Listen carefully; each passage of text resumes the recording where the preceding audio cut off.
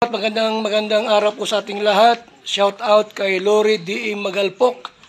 Yan, salamat po sa suporta mo sa Team Kalingap. Mabuhay po kayo. Yan po, paki-subscribe po mga Kalingap, mga kaibigan. Lori D. Magalpok.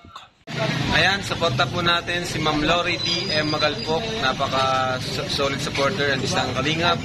Subscribe po na kanyang YouTube channel. And maraming salamat po sa inyo lahat. God bless po. Jesus loves you.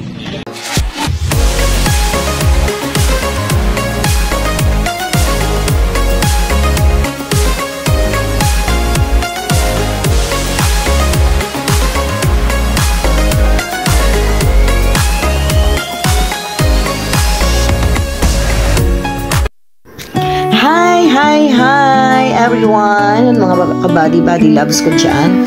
Good morning, good evening, and good afternoon saan man tayong mundo naroroon. Yan, welcome back sa aking munting YouTube channel.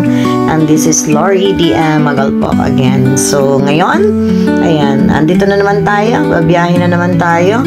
And malayo-layo na naman yung ating mararating, no? So yung mga viewers natin dyan na talagang nakatutok sa bawat live natin, so alam nyo na yung tinutukoy ko at this moment. So ayan, andito na tayo, nakasakay na ulit tayo sa minibus. Ayan, nasa minibus tayo, ang dami nang nakasakay. Tayo na lang muna nating mapuno ang bus at aalis na tayo. At may nagtitinda ng buko pie. At eto yung mga gamit natin. Ayan, isang backpack at dalawang maleta. Nako, malayo talaga ang lipad natin. So, samahan nyo ako sa ating panibagong travel tour for sa mga susunod na panahon. So, ayan, nakaalis na yung bus, nasa biyahe na. Uy, nagpapaganda pa yung lola nyo dyan. Feeling ko lang, maganda ako. Uy, thank you everyone. Ay, siya nga pala, meron pala akong i-explain sa aking premiere na ito, no? So, ayan, kung magtataka kayo, bakit ngayon lang ako mag-upload? Actually, itong upload na to, ito yung pinakang unang alis ko papuntang Manila. Ayan, pinakaunang video ko. Pero, ayan, explain ko sa inyo kasi maraming nangyari, no? So, medyo nahihirapan ako ngayon. Kasi mula ng May 24 yung pag-alis ko sa biyahe ko na to hanggang May 31, yung biyahe ko ng papuntang Manila to airport, pagsakay ko ng plane, pagbaba ko dun sa lugar na pinuntahan ko, hanggang sa pumunta kami ng ibang lugar, hanggang May 31. So, from May 24 to May 31, lahat ng mga videos ko, lahat ng mga nakuha kong mga magandang spots sa mga lugar na pinuntahan namin, ayan, from my place to Manila, to airport to Manila, and then pagbaba ko ng Iloilo, tapos pagpunta namin ng Bacolod, ayan, at sa mga sumunod pa ng mga videos hanggang mag-May 31, yung dibo ng dalawang kambal na inaanak ko, nawala ang lahat ng video ko. Ito yung saddest part na nangyari talaga. So, hindi ko alam kung paano ko ma-recover. Halos lahat ginawa na namin. Pati yung kapatid ni Ruz, si Gamay, Isko, kinausap niya lahat ng mga kakilala niya, na mga medyo marunong sa computer. And talagang sobrang na-stress sila. Sabihin natin, sobrang na-stress sila sa mga videos na yon. Kasi May 24 to May 31, diba? Nakapunta na kami sa mga magagandang lugar na napuntahan namin. Pero suddenly, nakurap ang mga video ko. So, ayan, pagpasensyahan nyo na kung ngayon pa lang ako mag-start. Pero thank God, diba, talagang mabait si Lord sa akin. Talagang wala akong masabi kay Lord. Maraming nangyayari sa buhay, ko. Pero kahit dun sa mga maliliit na bagay, hindi niya talaga ako pinapabayaan. So, ayan, unti-unti kong nare-recover this time, yung mga videos na nawala sa akin sa phone ko. So, ngayon pa lang ako mag-start ng journey ko, ng upload journey ko sa ating YouTube channel. So, habi ko nga, I was really so lucky kasi syempre malulungkot tayo, diba? Malulungkot tayo sa nangyari na yon. Pero talagang I was really so blessed. Sabi ko, marami kayong makikita. Yung pinaka-importante, yung highlights ng pag-travel ko, makikita nyo sa upload videos ko ngayon. Hindi man ganun kagandahan ang pag-i-edit ko, hindi man ganun ako ka-professional, pero masaya na ako na maipakita sa inyo yung mga lugar na pinuntahan ko. So, ayan, nagta-travel pa rin ako dito, kaya bear with me. Ayan, medyo yung mga unang videos ko, na 3 videos ko, kung mapapansin ninyo, mga huli na yan mga last part na yan halos, kasi nga hanggang nire-recover ko pa lahat ng mga videos ko na nagkaroon ng problema. So ngayon, ayan, medyo mag-start na tayo. So mag-start ako ngayon sa travel ko. Ayan, sa travel ko from my place to Manila, which is ang stopover ko na talaga dyan ay sa Star Mall. Star Mall, dyan ako mag-start na pumunta actually dito sa video na to, nagpahinga ako sa Star Mall kasi anong oras na ako, bali lunch ko pa lang, nakapag-lunch ako parang around 3 or 4 o'clock na. So yan yung magiging start ngayon ng aking video hanggang sa matapos ko ang lahat ng mga pinaggagawa ko sa Iloilo, sa Bacolod, sa Capiz, at syempre most na nagstay tayo sa Iloilo sa San Dionisio. Ayan, sa San Dionisio tayo nagstay ng matagal, at marami kaming mga halos araw-araw talaga umaalis kami noon. Kaya kahit na sobrang araw-araw kami umaalis, hindi ko nararamdaman, kasi alam nyo, kapag ginagawa natin yung isang bagay na gustong-gusto natin, ayan, diba, hindi natin mararamdaman ang lahat ng hirap na yan, diba?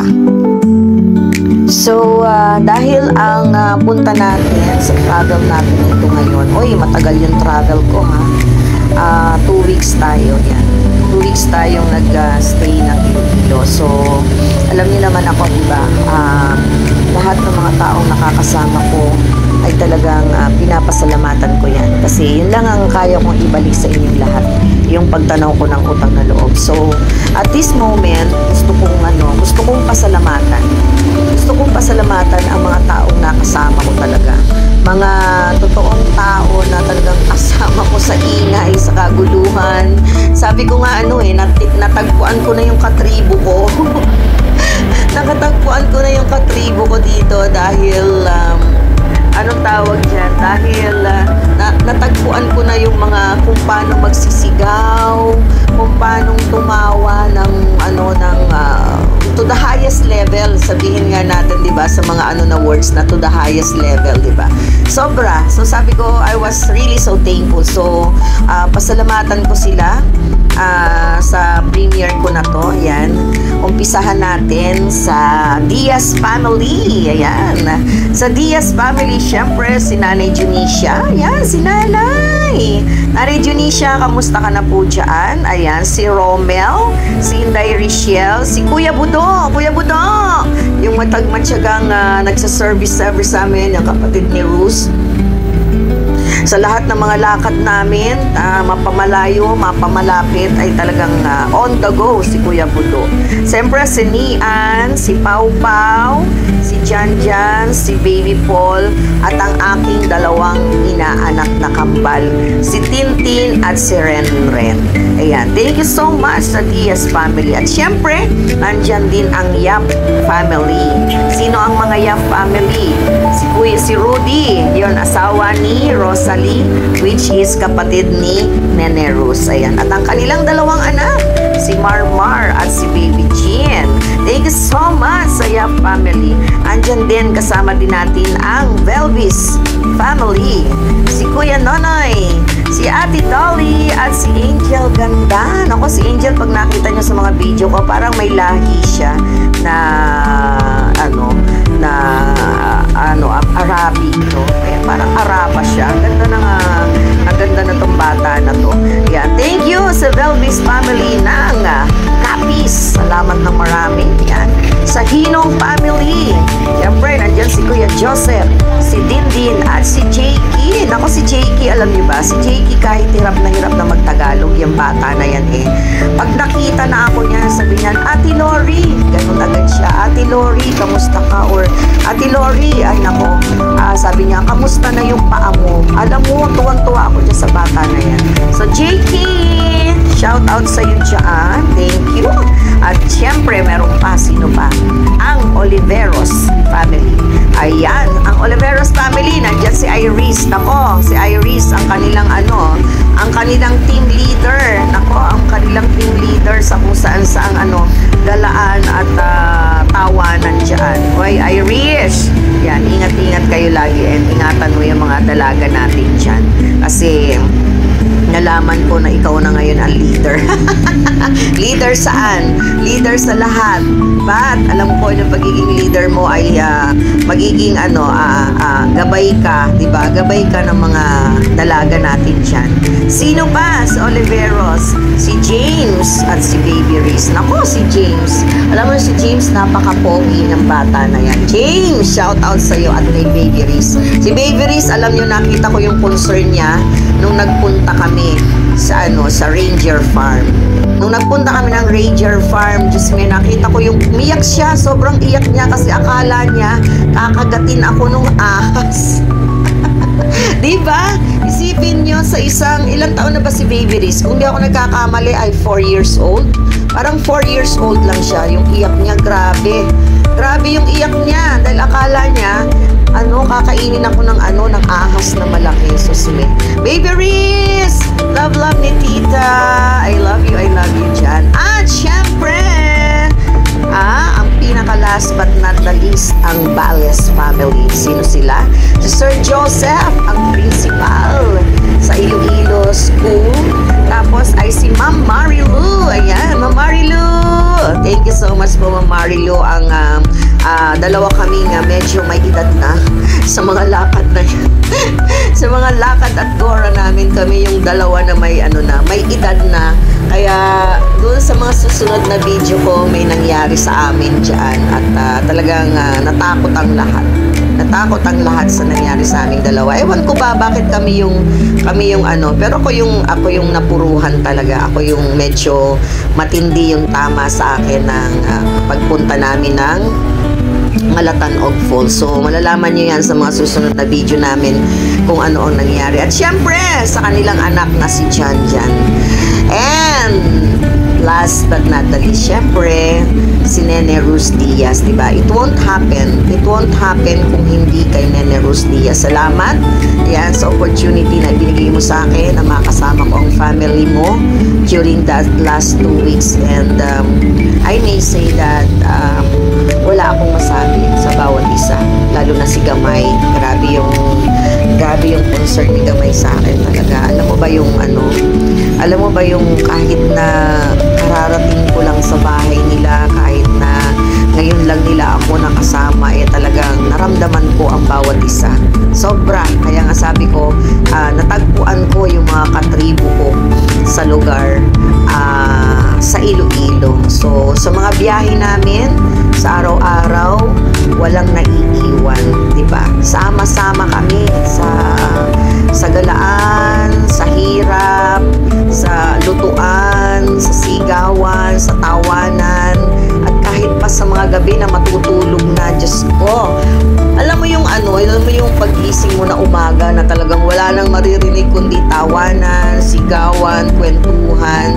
Kaya nahirapan ako nung bumalik ako dito kasi katahimikan na naman ang sumalubong sa akin sa bawat araw na nandito ako sa bahay ko. But anyways, sabi ko nga, it will be treasured.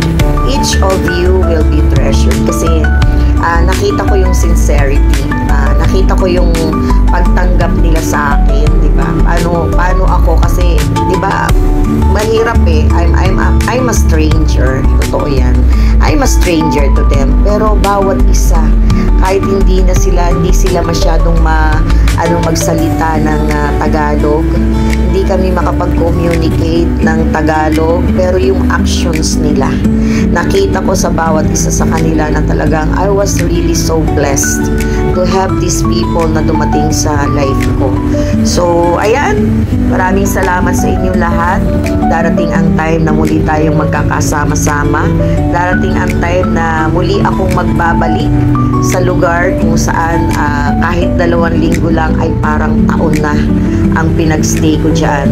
Maraming salamat sa inyong lahat sa munting panahon na pagmamahal na ibinigay ninyo sa akin. And sana naramdaman nyo rin kung ano ako, dahil eto lang ako, ganito lang ako, pero sobra. Sabi ko nga, diba, maikli lang ang life, ang buhay. So, piliin natin laging maging masaya. Hindi lahat Pasko ang buhay, hindi lahat masaya ang life, pero bakit hindi natin gawing masaya araw-araw ang life natin? So, ang pagpunta ko sa Iloilo is talagang kakaiba kasi maraming nagawa, maraming bandings, maraming nakakatuwa, at meron din naman mga sabi nga ni Gamay ang daming nangyari, di ba? Ang daming nangyari, pero still naging masaya ang lahat, di ba? Hindi ine-expect yung mga bagay na may mga nakakatakot na nangyari talaga, which is hindi namin talaga inaakala. Pero sabi ko nga, God is so good. God is so good kasi alam niya na na hindi pa, di ba? At alam niya ang mga plano na mangyayari, at kahit pa sabihin natin, inisip natin na mangyayari yon, pero still nandyan si Lord. Sabi ko nga lalo yung experience namin sa pagpunta namin ng Malacanang Falls, it was really the best, pero ang hirap, mahirap, at may mga nangyari talaga. So alam niyo naman, bundok yan, di ba? Alam natin lahat na kapag ganyan kahirap ang daan sa isang bundok, may mga naninirahan dyan. So makikita nyo kung ano ang nangyari sa mga susunod na video ko. I-upload ko rin naman yan, o abangan nyo na lang sa mga susunod kong video. Kaya salamat sa napakagandang experiences. So wala akong palalampasin, talagang every moment is captured. I-upload ko talaga yan sa aking channel. Diba? Lagi kong sinasabi na mag-iipon tayo ng memories ng magaganda, at meron din naman hindi magaganda, pero kasama yan sa life natin. Kaya go lang tayo. Still si Lori magiging masaya, at gagawin ko pa rin yung mga gusto kong gawin, dahil darating ang time hindi na natin yung kayang gawin sa buhay natin. So hanggat malakas pa, although may natutunan ako at nakapag-enlighten sa life ko, pero wala kasi gusto kong gawin yung gusto kong magawa na hindi ko nagawa for the last 53 years of my life, diba? Ito yung the best time na magawa ko yung mga bagay na yun, diba? Lahat naman tayo lilisan sa mundo, pero at least meron tayong nagawa na gusto natin, diba? For all those years, for 53 years of my existence in this world, meron akong na-fulfill, diba? na fulfill na gusto kong i-fulfill in life. So ayan, maybe magpapaalam na ako dito, sobra nang mahaba yung aking sinasabi, pero thank you everyone, salamat. This is a narration of what had happened at gusto ko lang i-explain, kaya sana bear with me. Yan, pasensya na sa mga viewers ko na ganito lang yung ating mga upload video, kasi I am not into kasikatan. Hindi ako after sa kasikatan, kaya nagawa ako ng YouTube channel ko. It is to remember all those things na ginagawa ko. At the end of the day, kapag tumanda na ako, nakaupo na lang ako, may mapapanood ako. So yun talagang pinaka-purpose ko in life kung bakit ginagawa ko to. Ulitin ko, hindi ko ginagawa ang lahat ng video ko para maging sikat ako. Ginagawa ko to for myself, na kapag nalulungkot ako, makikita ko yung mga ginawa ko during that time. So thank you everyone. Salamat sa mga sumama, salamat sa mga nagtiyaga. Sana kahit paano sa mga sinabi ko sa premiere ko ngayon ay meron kayong mapulot kahit paano na aral sa mga sinabi ko sa premiere ko na to. So, thank you everyone. Magpapasalamat ulit ako sa inyo. Walang sawang pagpapasalamat sa lahat ng mga sumusunod, sa laging nanonood ng aking mga video upload, sa lahat ng mga pumupunta sa aking premiere, sa lahat ng mga nakikigulo sa aking mga live. Ayan, every time na nagla-live ako. At higit sa lahat ng mga pumupunta sa aking SC Live. Kahit 10 hours yan dyan, nagbabalik-balik kayo. So, salamat. Most especially sa lahat ng mga nandyan sa akin palagi. Salamat sa inyong lahat. Wala ako kung wala kayo dyan. And, higit sa lahat ng mga silent viewers natin na talagang kahit hindi sila mag-comment ay nandyan lang sila, nanonood at nag-i-enjoy sa mga bawat pinapakita kong travel ko at sa lahat ng mga ginagawa ko. So, maraming salamat. So, dahil travel ito to Iloilo, gusto ko ring batiin yung mga nag-subscribe sa akin. Grabe, nagpunta ako ng Iloilo, so almost 1,000 yung nadagdag sa mga viewers ko. So salamat sa inyo from Iloilo. I love you all. From Wet Market to Gaisano Mall, ayan, from San Dionisio, sa lahat-lahat at up to Capiz, ayan. Salamat ng marami yan. Ano ko na rin sa sobrang salamat sa mga silent viewers. Ayan, thank you so much sa inyo lahat. And dun sa mga hindi nag-silent viewers na nandyan na pupunta na sa aking live, ayan, shout out kay Rico Yano, kay Benji Cyper, kay Kayan Batal. Ayan, thank you so much sa inyo. At kay Apple Joy, yan, sa Gaisano Mall. Thank you so much sa inyo lahat. Thank you everyone. And sana patuloy niyo pa rin sundan ang travel ko. Minsan lang tayo mag-travel pero sinusunod Check natin. for in the afternoon. Nandito na ako sa Mega Mall and dahil wala pa akong lunch, ayan, mag-Jollibee ulit tayo. Bida ang sarap, my gosh. Bidang-bida ang sarap. Kakain tayo. And as usual, syempre, meron tayong chicken, may burger, may fries, at ating peach mango pie, ang ating favorite. So, ayan. Kain tayo. Yung mga gamit ko. Ang gamit ko,